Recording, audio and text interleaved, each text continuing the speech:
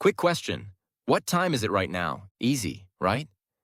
You looked at your phone. But here's the thing. For almost all of human history, that question didn't have one answer. It had thousands. In one town, it was noon. Ride a horse for an hour, and you'd arrive somewhere where it was 12:09 or 11:51. Nobody thought this was a problem until something came along that moved faster than anyone ever had before. This is the story of how we forced an entire planet onto a grid, and the one stubborn line in England that everything you do still answers to. Before trains, before phones, before any of this, how did people know what time it was? Simple. They looked up. When the sun was at its highest point in the sky, that was noon. Exactly 12 o'clock. The town clock got set to match, and everybody agreed. Beautifully simple. But here's the catch nobody worried about. The sun doesn't hit its peak everywhere at the same moment. It travels east to west across the sky. So the town to your west hits noon a few minutes after you do. Their clocks were genuinely, correctly, a little behind yours. And that was fine. For thousands of years, it literally did not matter. If it took you 3 days to travel between two towns, who cares if the clocks are 4 minutes off? Then we invented something that did not take 3 days. The railroad. Suddenly you could cross in 5 hours what used to take 5 days. And the railways ran on something brand new for ordinary people. A printed schedule. Leaves at 3:15. Arrives at 6:40. There was just one tiny problem. The 3:15 in the city you left was not the same 3:15 as the city you were heading to. Because remember, every single town still ran on its own sun time, so stations had to print the answer right onto the schedule. In Britain, a clock in one town might read several minutes off another just a short train ride away. Passengers were constantly missing trains they were technically on time for. And it got worse. Way worse. Because when two trains share one track and the two stations controlling them don't agree on what time it is, you don't get confusion. You get collisions. In North America alone, the railways were juggling over 100 different local times. Some big stations gave up and just installed multiple clocks on the wall. One for each railroad line running through them, each showing a different time. It was chaos. And the man who finally snapped had just missed his train. Meet Sanford Fleming, Canadian railway engineer. The year is 1876, and Fleming is standing on a platform in Ireland, watching his train disappear without him.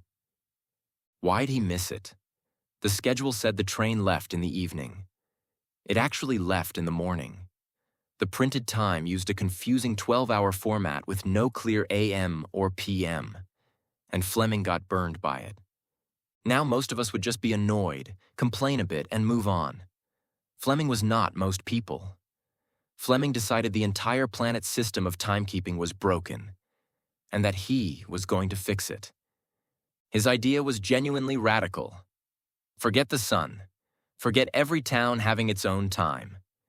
Instead, slice the whole world into 24 equal segments, like an orange.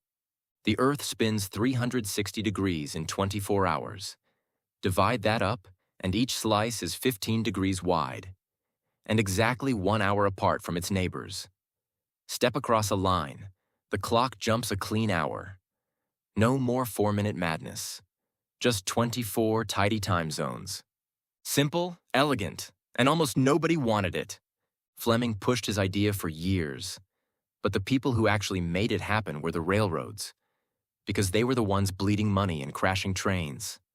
In the U.S., a railway editor named William Allen took Fleming's grand global vision and made it practical. Allen drew 4 zones across the United States. He didn't make the lines perfectly straight. He bent them to pass between cities, so no single town got split down the middle. And then the railroads picked a date to flip the switch. November 18th, 1883. At exactly noon, telegraph signals fired across the continent. Every station clock was reset at the same instant. And in cities sitting near a zone boundary, something genuinely surreal happened. The clock struck noon, and then, a few minutes later, struck noon again. People called it the Day of Two Noons. One witness in New York described hearing the old time ring out from one church. And 4 minutes later, the new official time dropped down from the observatory signal. Local time, in his words, was abandoned, probably forever. The wild part? This wasn't a law. No government ordered it. The railroads just did it. And the country followed because the trains were the thing everyone's life now ran on. But zones need a starting point, a line you measure everything else from. 0. So in 1884, delegates from 26 countries met in Washington to pick the one, the prime meridian, the line where the world's time officially begins. And the winner was a quiet observatory in Greenwich, England. Why there? Not politics, not power. Paperwork. The majority of the world's ships were already using sea charts based on Greenwich. It was simply the option that broke the least. That line is why we have Greenwich Mean Time. Greenwich Mean Time. It's why your phone, your laptop, the entire internet quietly answers to a dusty observatory in a London suburb. Every time you see UTC, that's the modern descendant of this exact decision. 26 countries agreed.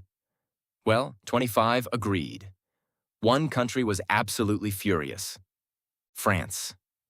France wanted the prime meridian to run through Paris, not Greenwich.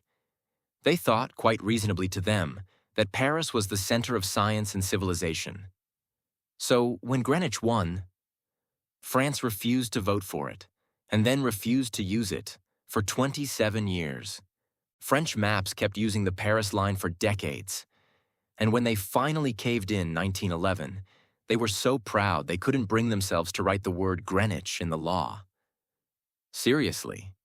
Instead of saying France will use Greenwich Mean Time, the official French law defined their time as, and I'm not making this up, Paris Mean Time, slowed by 9 minutes and 21 seconds. That's the exact difference between Paris and Greenwich. They were using Greenwich time. They just refused to say Greenwich. That is the pettiest thing a country has ever put into law, and honestly, respect. So next time your phone updates the second you land in a new country, remember, none of this is natural. The sun doesn't care about your time zones. We drew these lines. A guy who missed a train, a railway editor with a map, 26 arguing countries, and one gloriously petty France. They built the invisible grid that the entire modern world runs on. Oh, and those 24 neat zones? Reality is way messier than that. Some places are offset by 30 minutes. Nepal is 45 minutes off the nearest zone. On purpose. China is one country with one time zone, when it geographically should have 5. But that is a story for another video. Thanks for watching. Now go look up. The sun's probably lying to you.